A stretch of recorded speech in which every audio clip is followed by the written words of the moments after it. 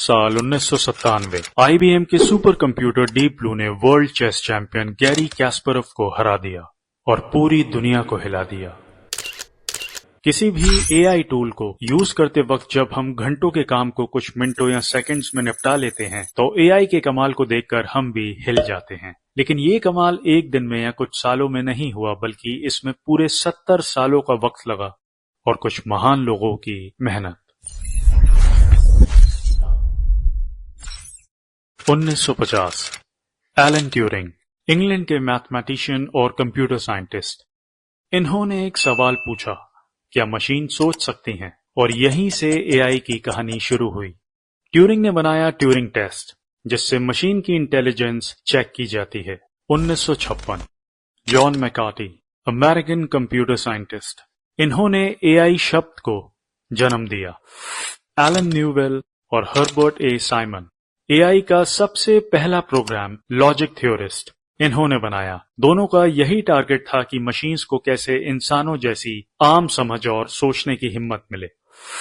Jeffrey Hinton, यान Lukin और Yoshua Bengio, ये तीनों ही डीप लर्निंग के गॉडफादर कहलाते हैं। मशीन्स कैसे डेटा से सीख सकती हैं, ये इन्हीं तीनों ने दुनिया को बताया। मार्विन मिन्स्की, जो एआई के फिलोसॉफिकल बेस और एमआईटी एआई लैब के को फाउंडर थे।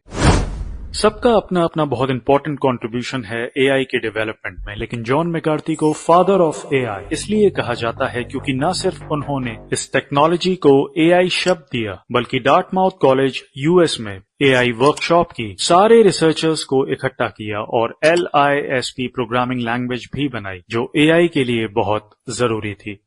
1960 से 1980 ये दौर एआई के लिए उम्मीद और थकान भरा था। MIT और स्टैनफोर्ड जैसे टॉप इंस्टीट्यूट्स में एआई लैब बन गए। मेडिकल डायग्नोस्टिक सिस्टम, माइसिन और एक्सपर्ट सिस्टम्स बने, लेकिन कंप्यूटर स्लो थे, डेटा कम था और एआई का पेस रुक गया, और ये फेस कहलाया एआई विंटर।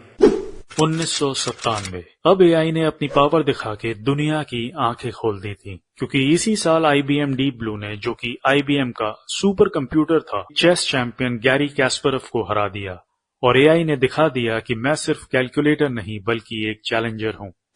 2010 यहां से एआई को पंख मिले।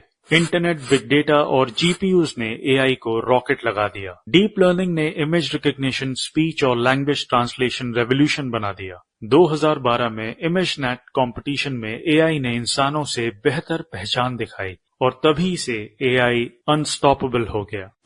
2022 चैट जीपीटी आ गया और दुनिया ने एआई का असली मैजिक देखा। उसके बाद GPT-4, क्लॉड, जेमिनी, सोरा, सब एक से बढ़कर एक, और आज 2025 में हम देख रहे हैं कि किस तरह से एआई यानी कि आर्टिफिशियल इंटेलिजेंस लिखता है, बोलता है, डिजाइन करता है, कोडिंग करता है और वीडियोस भी बना रहा है। और सबसे बड़ा कमाल तो ये है कि ये तो बस अभी ट्रेलर है। एआई अभी नए नए चैप्टर्स लिख रहा है और आगे और भी बड़े धमाल करने वाला है। वैसे आगे हम भी कुछ करने वाले हैं, तो अगले वीडियो में आप अपने एआई चैटबॉट्स कैसे बना सकते हैं ये आप जानने वाले हैं। तो इस चैनल को जरूर सब्सक्राइब करें और एआई कर्व में सबसे आगे रहें। See you in the next video.